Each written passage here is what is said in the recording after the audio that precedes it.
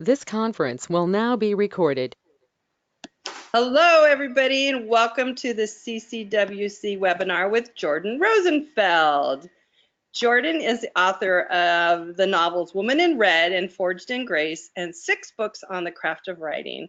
Most recently, How to Write a Page Turner, and the best-selling Make a Scene, Writing the Intimate Character, A Writer's Guide to Persistence, Deep Writing Scenes, and Write Free. Her articles and essays and short fiction have appeared in such publications as The Atlantic, Alternate, Dame, Eating Well, Good Magazine, Full Grown People. I can't read all this. She's a rock star. There's your kid. Your kid just walked behind you. I know, it might happen again. Anyway, Jordon is my favorite of all of the presenters. Don't tell the other ones, but Jordon was the first person that I ever met at the conference, probably 10 years ago, probably more than that. Yeah. I, believe it or not, was a scared, shy, terrified little writer and sat with her at lunch and was too afraid to talk. Imagine a world where Terry was afraid to talk. No. But Jordon, more than anybody else, lit a fire in my soul and gave me the confidence to finish my first novel. So I give her full credit for that. So we're going to talk to her today about her masterclass, which is called How to Write a Page Turner. And she's going to give you a little bit of kind of what she's going to do, a little tidbit of putting your foot in the well of an all-day day with Jordon, which I would kill for. Hi, Ben. You're going to see my child walk back and forth because my office is in my living room today. So. Okay. Go ahead, Jordon, so you're on. I'm just so honored to be here, and it just blows my mind that, that you could ever feel that way about me. I can't imagine. I hope to goodness that I am not an intimidating presence, but I know that feeling. I think when we are striving to claim ourselves as writers, anyone who says they're a writer seems like this lofty position, So what I'm going to talk about today is, to kind of give you all a little teaser for this masterclass that I'm so lucky to get to teach down at the Central Coast Writers Conference. And what this idea of writing a page turner really is about tension.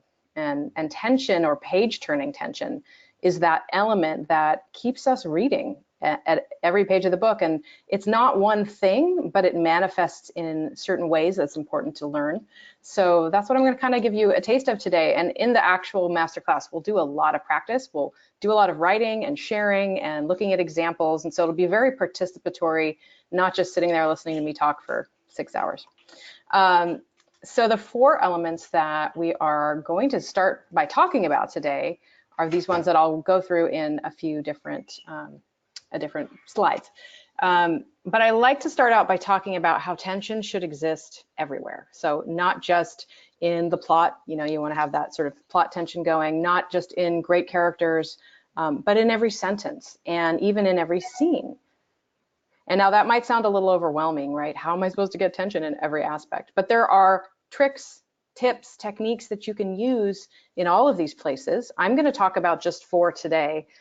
In the masterclass, we'll talk about even more aspects of tension, but these are kind of what I think of as really essential tools of tension. You just cannot go wrong using them. And in fact, they're very simple. And in some ways you might think, well, this is no mystery, but it is, for me, I often find that I haven't thought about using it in a particular way. So the 4 things I'll be talking about elements are danger, conflict, uncertainty, and withholding. So I like to start by talking about danger. And I like to start by asking you this, imagine that for some reason, this is the scenario I've pictured. You're sitting at your window washing dishes, and you see a car sort of rolling down the road towards a child who's running after their ball, right? Stop for a second, go internal. How do you feel when you see something like that? Somebody in danger. There are people who freeze and just go, ah. But for the sake of this exercise, we're going to imagine that when you see this experience, you're going to have what? You're going to have a primal feeling. You're going to have heart racing, palms sweating. And what else are you going to feel like? Probably like you want to jump up and run out there and do something, right? So danger creates in all of us, because we're hardwired for it, this feeling of being drawn into the action. So when we put our characters in danger, or when they are in danger through the antagonist's means or their own stupidity, or no, we wouldn't call them stupidity, flaws, that you activate the reader to feel connected to, and like they simply cannot put down the book, right? So there's a couple kinds of danger that I like to talk about.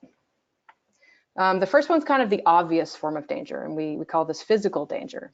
What physical danger does is it wrenches control away from the protagonist. And that means that, in that moment, the reason they're in danger is because they probably can't just get out of it real simple. It also does the obvious of threatening bodily injury or death. And as readers, we care about characters. So if they are a threat of harm, we are going to worry about them. We're going to want to see what happens next. I don't know about you, but I have learned there's quite a number of people who will read ahead in a scary scene to find out how the protagonist came out and then go back and sort of slowly read the scene. I'm more of a I'll just live by the seat of my pants when it comes to reading. But it's that danger thing. We have to know, are they going to survive? Are they going to be injured? Then in terms of danger, there's also kind of two ways to look at it. There's intentional danger, and then there's more accidental danger. So intentional danger is where usually the antagonist is laying down traps, obstacles, situations in which there's an intention to cause harm or danger for the protagonist. And then there's, of course, the more common kind of danger, which is accidental danger. This is where things happen to your protagonist as they also act as obstacles. This could be they drive too fast on a rainy night, they get into a car accident. This can be, somebody pushes them in a crowd, they stumble and hurt themselves. All these things, there's all these numbers of ways that you have kinds of danger. The difference between these two and why they're important is that, when you have an antagonist who is sort of a person or a organization of people, sort of sentient being rather than, say, a hurricane, the danger has to be kind of conscious. The antagonist is setting down some kind of danger on purpose for a point. They're trying to get the protagonist to do something specific. They're trying to dominate them, overcome. There's all these reasons, but it can't just be like antagonist is a sadist and decides to cause danger for no reason. I mean, there are sort of stories of psychopaths like that, I suppose, but there has to be some intention behind it. And even in the case of accidental danger, you don't want characters just, constantly getting into danger because you don't know what the plot is. So you're just going to throw, a wildfire in their path. So as from the writer's perspective, there always has to be some intentionality to it. From the story point of view, it's, what serves your story in that particular scene or in the kind of story you're trying to tell. If you're writing a more character-driven literary story, you might have more accidental danger, victim of circumstance. Oh, sorry about the noise. Whereas if you have a more plot-driven story, it's going to come a lot largely from the antagonist's actions. There are a couple other kinds of sort of accidental or incidental danger. And these are acts of nature. Like I said, weather, hurricanes, blizzards, wildfires. And then, of course, depending on the kind of genre you're writing in, there is also supernatural danger. So you might have magic forces, ghosts, powers, things like that cause harm of threat and bodily injury to your characters. And that's also a very legitimate form as well. And Terry, at any point, if you want to stop me or ask me a question, feel free. Couple of other things to think about when considering physical danger. What makes it page turning, again, is this fact that it's out of your character's control. When the reader does not know how your character is going to deal with or get out of a situation, they feel very concerned, they are riveted to the page, they can't stop reading. It really should act as an obstacle to achieving some goal that your protagonist has in mind. They set out to do something, then that danger comes in the way and prevents them from doing it. I find it's very hard to put down a book when a character's in danger. I mean, the worst thing the worst best thing is a scene that ends on a cliffhanger, right? Where we don't know how it resolves, so we just got to keep going. And also physical danger, really, you want to kind of center it in the body as much as possible. So sensory imagery, in the sense that when characters are in physical danger, they're rarely stopping to think about things very consciously. You know, they're not going to have these long passages of thought. It's going to be bodily centered. They might have flashes of memory, but it's going to be fear, anxiety, you know, heart beating, like I was saying earlier, hands sweating, you know, tripping, stumbling, things like that. You'll notice at the bottom of this slide, there are a couple of titles of books that I've written here, and both of these books have good examples of physical danger. The first one, My Absolute Darling, which is, you know, all of the trigger warnings for both of these books in terms of content, but really worth reading. The first one is really kind of about an abusive relationship between a father and a daughter, for lack of a better word or better description. And the second one, The Underground Railroad, has to do with African-American people living in slavery. So it's very, very difficult subject, but really beautifully written. And you are constantly worried for these characters, and they are in very grave physical danger. And then we have another form of danger that is, I would say, you're going to have a lot more of or just as much of in a lot of novels, and it's going to cross all genres. And this is what I call either emotional or psychological danger. And this is when your character stands to lose something, or there's a threat against something beyond the body, beyond like death or physical harm. It's the harm of something, say, like their reputation or a relationship. There's a threat between themselves and another person. And that threat could be that somebody's cheating, or that threat could be there's domestic violence, you know, or emotional abuse. That could be that somebody does something that they then regret. So then their sense of self-respect, you know, is at threat. Something could happen that threatens their job. You know, let's say there's a rumor that goes around or an accusation. Emotional danger also is largely requires the participation of other characters to sort of catalyze or impose these feelings in your character, your protagonist. But characters can also act in ways where they do things they regret or embarrass themselves or hurt themselves. You know, we're often our own worst enemies, so to speak. And a great example of that is, so at the bottom, there's two books. One is fantasy, The Court of Thorns and Roses. The other is kind of it's also kind of paranormal, but you don't really realize that for most of the book. But that book involves a woman who sort of gets involved with a one-night stand with a man who turns out to be her new boss. And then she finds out he's married. And then she befriends his wife. And so then she's kind of in this triangle, right? So there's all this emotional danger. She really cares about the wife, who doesn't want her to know about, she doesn't want the husband to know about her, and the husband doesn't want the, you know, there's this like triple way of just problems. And the book is fraught with tension. You can't stop reading because you're waiting for her to get into some kind of emotional trouble, which of course she does. But it's brilliantly done. Similarly, in this fantasy novel, which is also kind of has a romance bent, is that this character gets into a relationship that's sort of wrong for her. But, you know, it starts out right, it becomes wrong, and it's watching her try to extricate herself from this situation she's gotten herself into, which involves, you know, basically marrying into this court. And it's just also brilliantly done, particularly for its genre. But even in, you know, more subtle sort of literary fiction, you have characters, you know, you could think of a million ways characters can get into emotional danger. If you think of like sort of negative emotions, like some I've named here, like shame or fear, you know, what are the kinds of situations characters set up for themselves or get into that cause them these negative feelings? Readers, it's, you know, it's like we're shameless as human beings. We can't stop looking when people are in trouble, right? That's just kind of how we're made. And so getting your characters into some kind of emotional danger is very helpful, and it's inevitable too. It can also manifest as internal conflict in your character, you know, a difficult choice they have to make.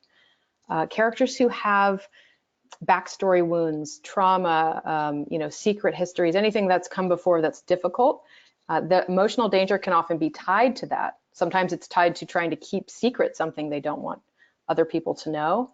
You know, people who have trauma often have, you know, those patterns can have repercussions into their adult lives. It threatens important things in their life. That's how you know emotional danger is happening. It threatens relationships, mental health, stability, jobs. And the most important part, again, just like you don't throw random danger into your characters' lives for fun, is it has to have a function. And so it is the goal of any emotional danger is to force your character to act or change. So to do something, to behave in a way that keeps the story rolling forward. So that's our danger summary.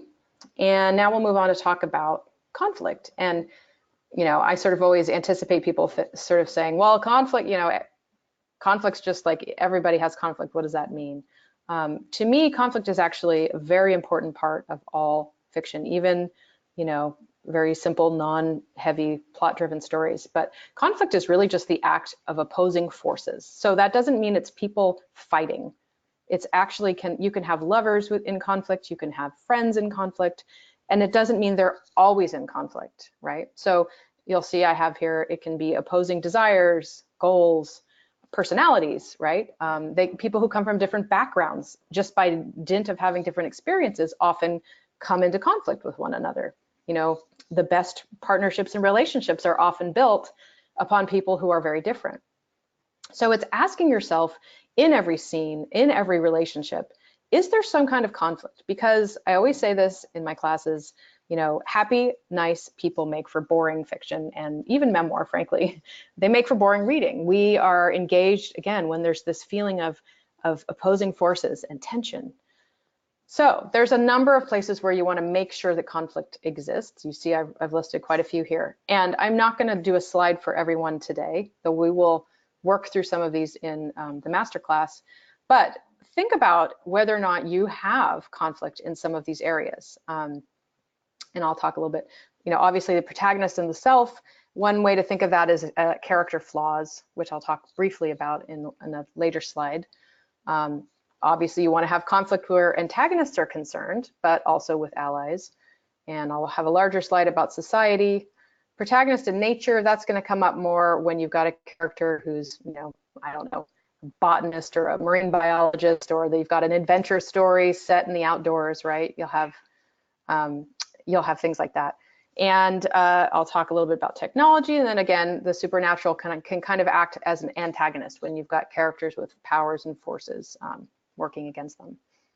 The reason that I'll take a sip of water. So you address mostly protagonists, but these would be good for antagonists too, correct? Yeah, absolutely. I mean, and the kind of general concept of an antagonist is that they are opposing somebody, right? So right. they can also fight amongst themselves as well, or have conflict amongst themselves too. Yes. Is that what you mean? Yes. I'm not sure if you gave it to me or somebody else, but one of the best advice I got for my very first novel was that you're prone to your main character is going to look a lot like you and have absolutely no character flaws. And I'm like, no, that couldn't be true. And then I went and reread it, and I'm like, damn, I just made my perfect me.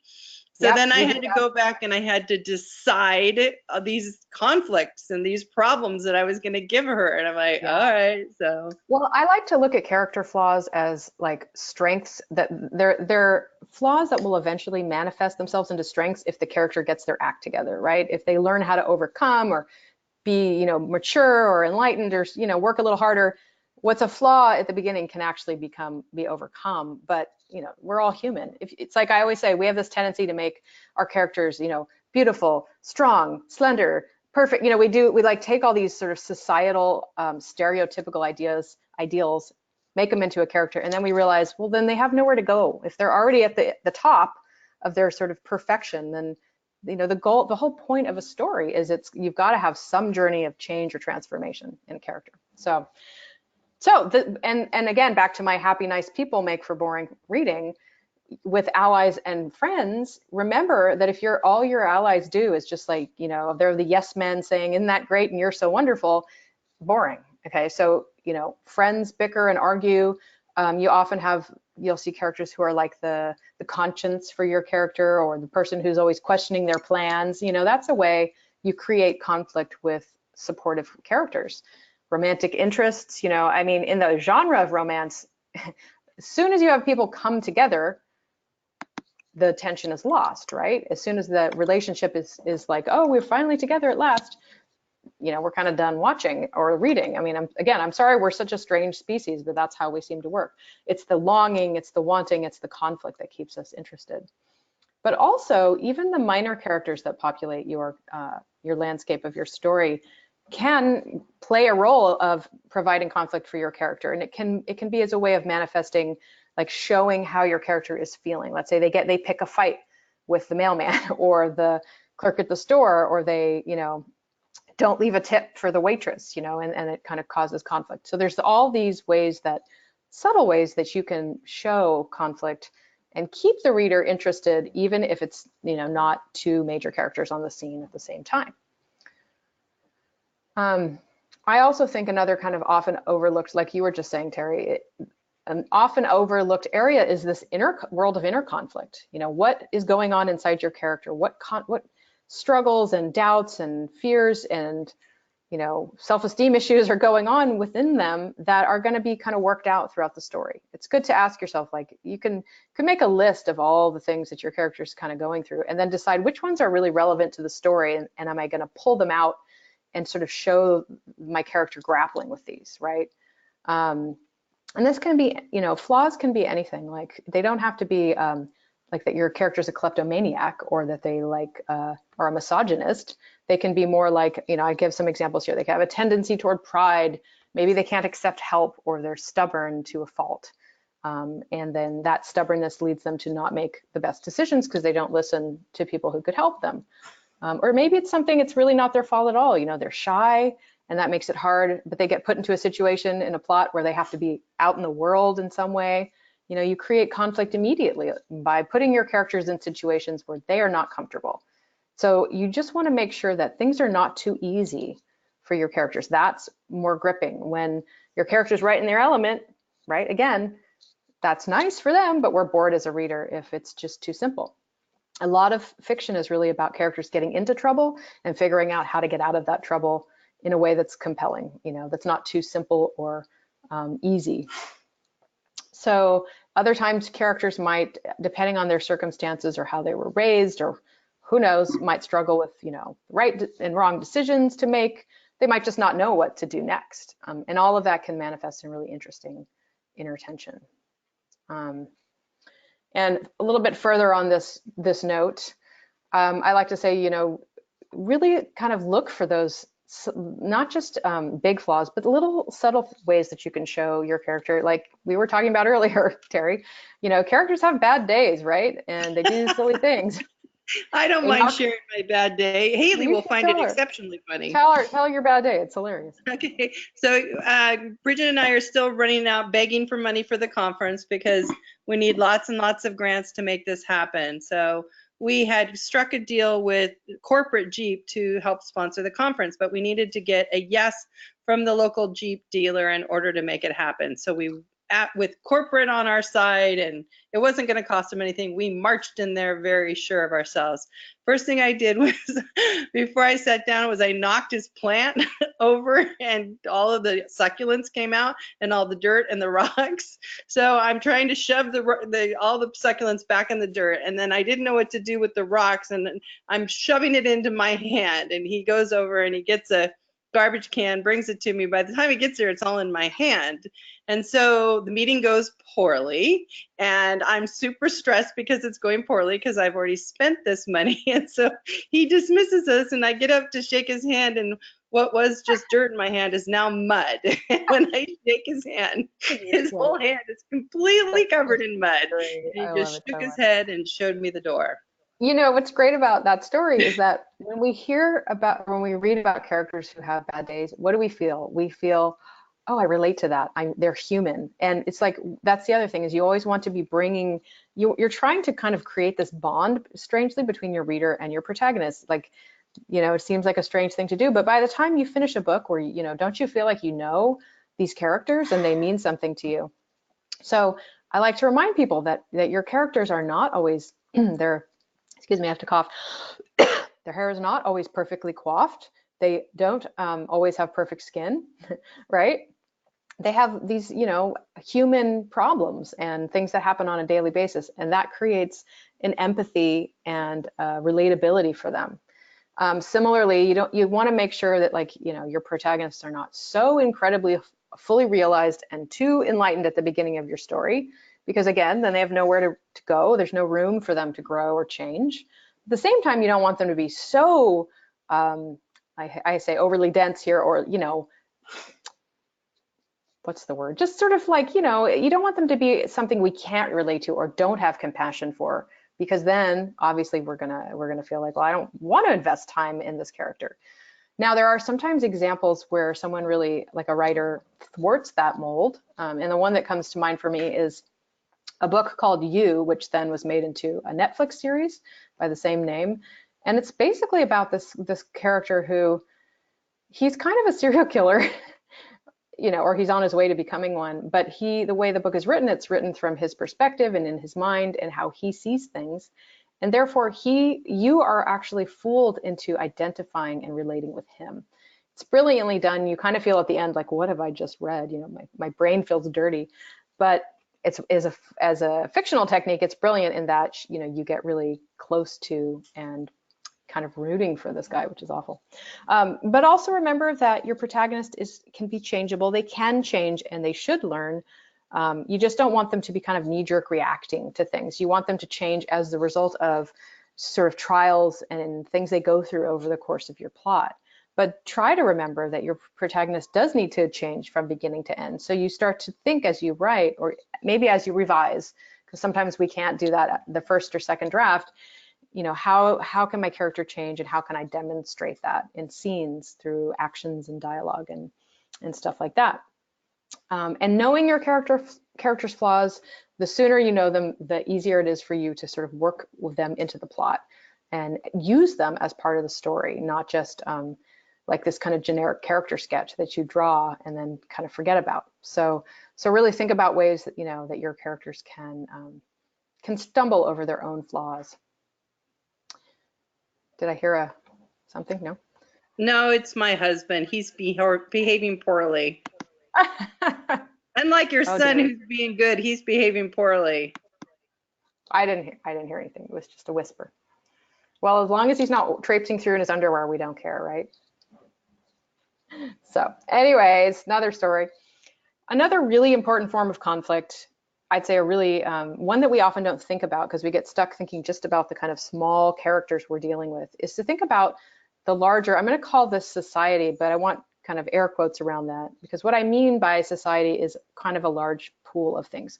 That can be the character's religion or the religion of their family of origin, which they may be departing from. It could be culture, you know, their culture, either the culture they live in or culture they've moved to, or, you know, culture clashes if there's some kind of stuff going on.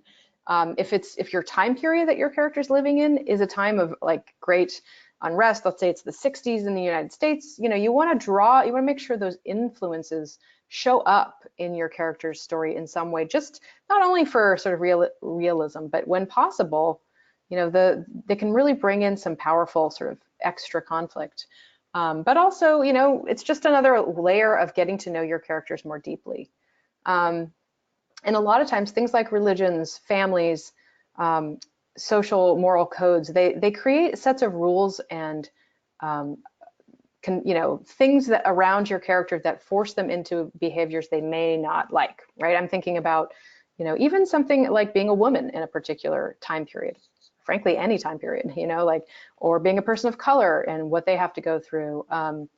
You know, if you live in a family that's like you know, I don't know, any family dynamic you can think of, right? You know, we have this prejudice or we have this way of doing things. If the character is different or feels differently, then there's conflict just by dint of going home every night, right? And you see that a lot in young adult fiction. A lot of times the family is a form of society with which the character has a lot of conflict, because that's part of young adult fiction, is growing up, moving out, moving on. But it could even be, you know, a story in which a character has a law enforcement parent, and that parent is not, or spouse or whatever, and that person's not actually behaving according to the law, things like that. So just consider the ways that society plays a role in adding a layer of tension and conflict to your story. I like to think of a story as, you know, the more, it's like a crock pot or a pressure cooker.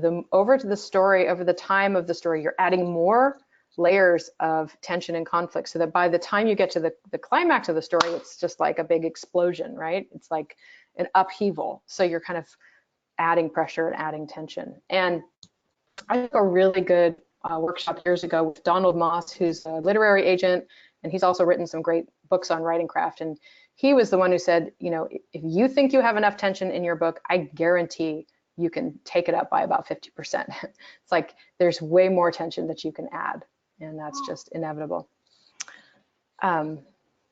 So another one of the areas of conflict I wanted to bring up, just because we are living in an age of technology, but also because technology doesn't necessarily mean what we think it does. Okay, so technology right now in the time we're living in often means, you know, anything, right, from computer technology, streaming, AI, whatever.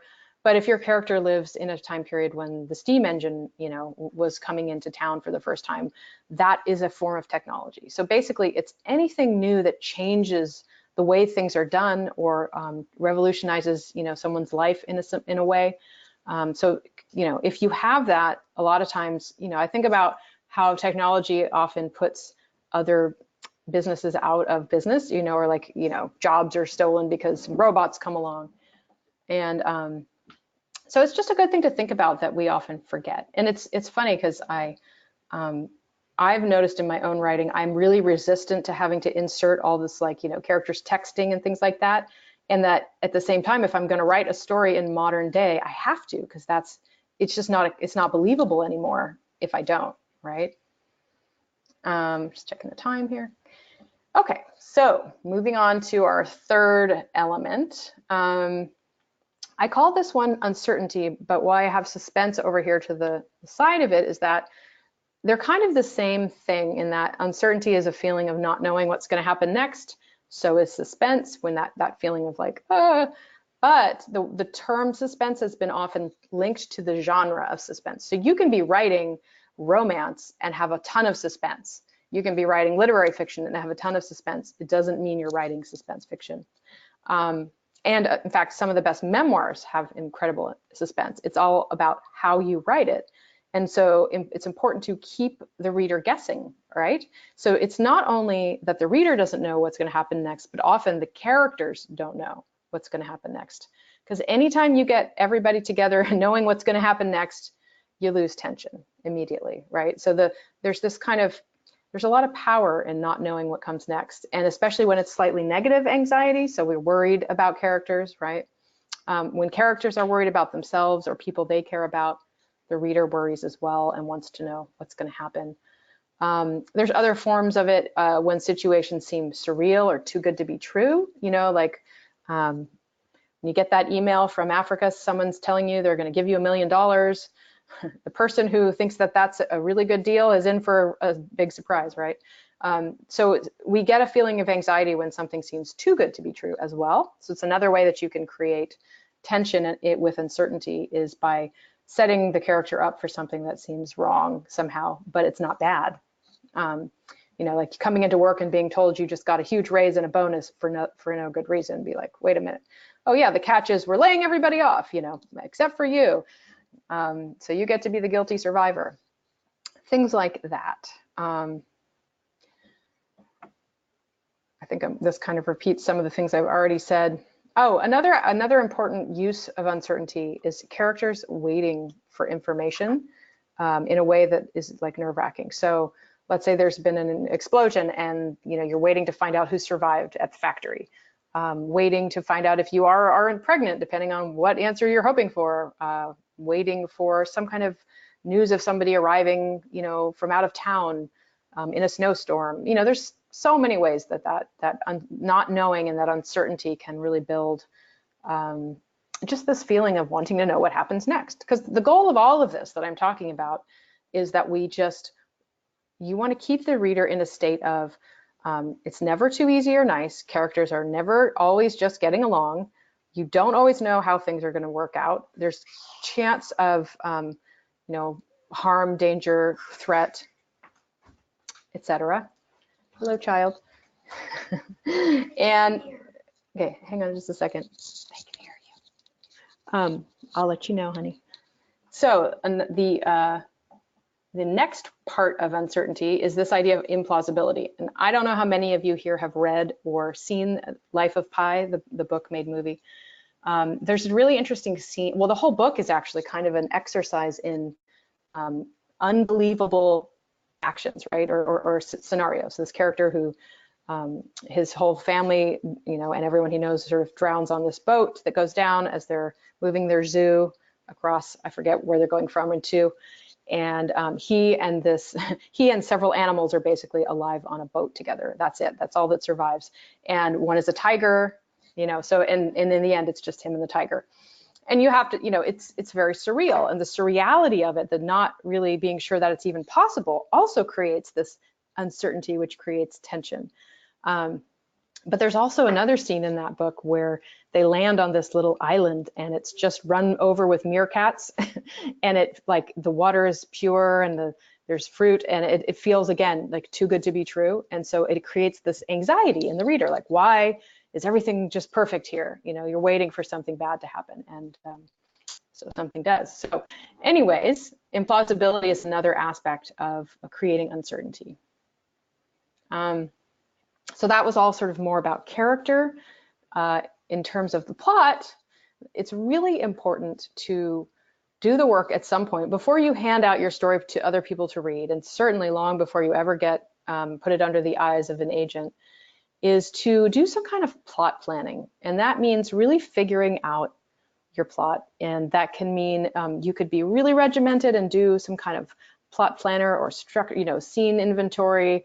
There's tons of different books on plot planning, but I highly recommend that you eventually apply it to your story. Now, I'm more of what they call a pantser, right? I tend to just write blindly towards a direction with a general outline in mind. And what it means is that while it gives me this opportunity for my characters to do interesting and unexpected things, I often have to go back and work out these plot holes that I create by not having really figured it out. So that's one bit of advice. Second, remember that a lot of the plot is driven by two things. It's driven by your characters' intentions, goals, desires, and it's also driven by the way in which the antagonist creates obstacles. So it's like you can think of these things as moving in two directions, right? I don't know if you can see my hands. Protagonist is over here, the antagonist is over here. They're moving in these directions and they're going to keep coming into conflict. Because the antagonist is doing things that the protagonist doesn't know, which are intended to prevent him from getting where he wants to go, or her. So you want to really be always thinking, you're almost thinking in two directions at once, or trying to think ahead of the character so that there's this element of surprise so that the reader and the protagonist both do not see coming what the antagonist has in store for them, for him or her. And for the first, almost first to the 3 parts of your story, if you think of a story as having 4 parts, beginning, sort of first half of the middle, second half of the middle, and the end, the 2/3 of your story is your antagonist, villain or bad guy, has the upper hand and is more in control than your protagonist. And that's part of the journey, is the antagonist is putting all this pressure upon your character, and they are getting stronger, some of it painfully, some of it very unwillingly, through the kinds of things that happen to them, until they finally hit that climax of the story, which is the point where the protagonist now becomes as powerful or more powerful than the antagonist. That's the point where all that work, all that struggle is realized, and you've got a strong character who knows how to do what it is that needs to be done in the story. And also keep in mind that, we don't like to be mean to our characters, but things like loss and defeat and grief, they do change your character. They're important. And those are things that often create uncertainty because, when somebody dies or if somebody goes missing, you don't know how you're going to go on living, or, they don't know what the future holds. So it's a powerful tool to use. And I know I'm going to have to stop soon, so I'm just going to kind of quickly go over this last couple of slides. The 4th element is withholding. There's my faux grumpy cat there. And withholding is pretty simple. It's the act of not giving someone something they want. A lot of times this is information, like a character is seeking information. They can't get it. It's not where they thought it was. Someone won't give it to them for free, etc., and so on. So it's a really useful and important tool to obviously to keep from your character the things that they want and need. And it creates powerful tension in your character, but also in the reader. I do have a few more slides, but I feel like I should pause here and see where we're at with questions. I don't have any questions yet. Does Haley, Mary, Diane, any of you have any questions? Haley, you unmuted yourself. Does that mean you can actually hear me? Yes. Uh-oh. We should stop that right now.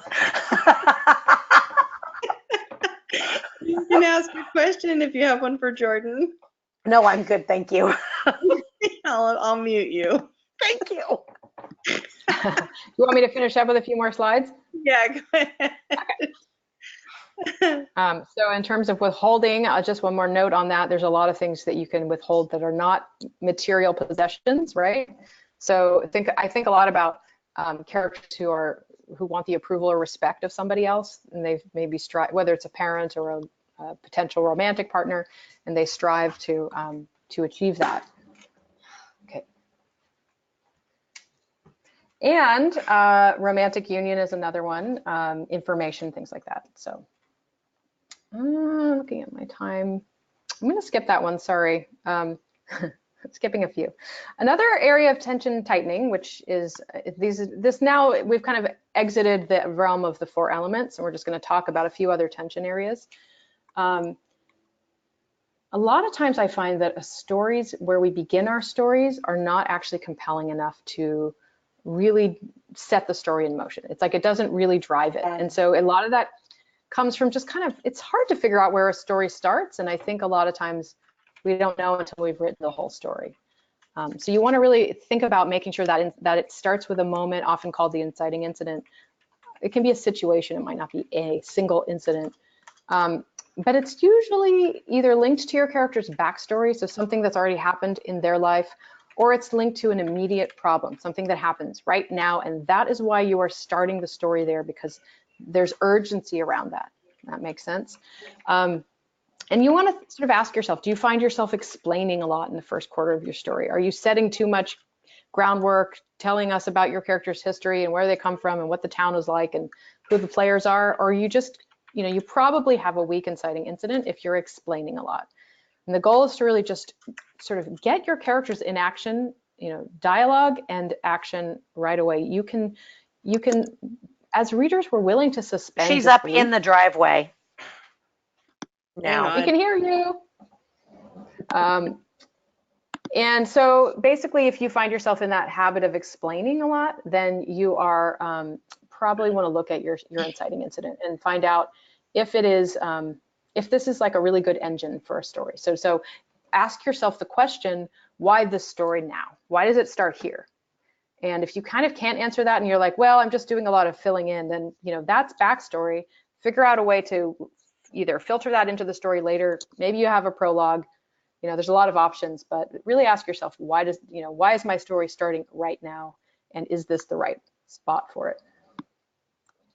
Another area of tension tightening is actually things that you can cut or leave out. And I actually have a great blog post, which I did for Jane Friedman's blog. I could send to you, Terry, if you want to send it out. And it goes into further explanation about this. Some things you can cut, and the blog explains them a little bit more, but stage directions, that's like the actions that get characters from point A to point B that are kind of unnecessary. Like, let's say you say, he stood up, he walked across the room, he turned the doorknob, he exited the room, It's like, we don't need to see all those steps. We just need to see, like, he stormed out of the room. There is a time and a place for when we need to see a lot of action, and that's not it. Just getting people from point to point. Really look at your dialogue and see if if you're filling it with pleasantries, like I think of lots of like restaurant scenes where everyone's ordering and it takes 5 minutes and there's all this dialogue. Like if it was a movie, we wouldn't, unless there was actually interesting conflict between the characters, you wouldn't see all that. You wouldn't hear all that. People asking each other how they are and what's your day like, unless there's a really relevant point to make, you can cut it. And really anything where characters are doing daily things we are likely to know they do, like brushing their teeth or sitting down to eat at a certain time of day, like unless it's out of the ordinary or there's something about that behavior you want the reader to know, there's no need to show those things. And lastly, a lot of us are in love with descriptions, and I am guilty of this. When you want to describe a room or a setting or a place, be careful that you're not going on for paragraph after paragraph and writing like an Architectural Digest magazine article about it. You're just describing the palace in a couple of sentences or whatever. So those are a few things you can get rid of. How, you want me to pause yet, Terry, or keep going? No, you're good. Okay. And then lastly, not lastly in terms of all there is to say about tension, but for our today's purposes, it's very important to consider your sentences. And again, this is often a late stage. Most writers have some consideration of their sentences, but really perfecting them for some writers is a later stage revision aspect. But I like to point out a few things that make for interesting sentences. Strong verbs. Here we've got quite a few that are not they're out of the ordinary. I rifled the jacket, I harvested one, I swabbed. These are great, strong, interesting verbs. And again, not every piece of writing is going to call for that many interesting verbs at once, but sometimes to think about and notice it, especially if you're like me and you fall into using the same words over and over again, it's very, it's just a way of getting out of a habit, breaking a habit that can sort of add up to monotony or sort of like, monotony in your writing. Again, also remember that language is kind of an auditory medium as well as one, when we read with our eyes, there's a study that showed that we also actually hear the words in our inner, in our minds, like it's like we're actually saying them inside our head. And so there's a flow and a rhythm, and I think it's important to remember. That's why a lot of writers read their work aloud to hear how it sounds and that you really catch things, but to make sure you don't have like, here's a few things like repetitions of certain same words or images that are kind of like, start to make it feel clunky, sentences that are all too long or sentences that are all too short. You can sometimes use things like alliteration and poetic juxtaposition on purpose, in a way that's startling or has a powerful image. I like to use this example from a fabulous book called Winter's Bone about how language is musical or can just sort of demonstrate what it is you're trying to describe. So here's just, I won't read the whole thing, but listen to this. The world seemed huddled and hushed, and her crunching steps cracked loud as axe wax. I love that he describes huddled and hushed, and the words themselves make you feel like you're in a hush, right? And then crunching steps cracked loud as axe wax actually sound like axe wax. It's brilliant. It's really brilliant writing. I don't assume we're all going to write like this, but there are things to think about at the end when you've done all of the plotting and the structure and the character stuff where you're like, what's left to do? Well, really do start to pay attention to your sentences. So basically, in summary, tension is the ways that you oppose the forces inside and outside your character, and whether that's flaws or plot. It should be at every part of your story, from the sentence to the big structural pieces. If you or your reader feels bored at any point or confused or kind of like stuck and lost on a point, you've probably lost some kind of tension. You want to ask yourself what's lacking, and definitely make sure if anything happens too easily or too nicely to characters, you want to look at where that tension is lacking. So these are my books. This is the book it's based on. Look at that. Look at all those books. Whoop, whoop. You are bona fide. Thank you. You're welcome. So Jordan will be teaching a masterclass, which is on Thursday, September 26th. It's all a jumble now. And then she'll also be teaching 2 other classes and sitting on 2 other panels during the conference. And then she also will be offering private critique sessions, PCSs. So if you have 2 or 3 pages that you would like Jordon to read and give her opinion on, she'll be available to do that. You will be able to sign up for your PCSs the morning of registration, Friday, the morning of registration. So the conference starts on Thursday, September 26th. Registration is open and we're running all sorts of contests now. So if money is a barrier to entry, make sure you contact me and we'll figure out a way to get you in, because money should never be a reason that you don't come to this conference. So there. Excellent. I am so looking forward to this conference, and it is truly, I say this all the time, but I mean it, is one of my favorite conferences in the world, and I can't wait. You won't be here soon enough. I know. I want to stop planning and just have it be. All right. Thank you, Jordon. Thank you for everybody who sat in. And we'll have this available on a link for everybody to watch later. Yay. Thank you, Terry. Thank you. See you in September. Yay. Bye. Bye.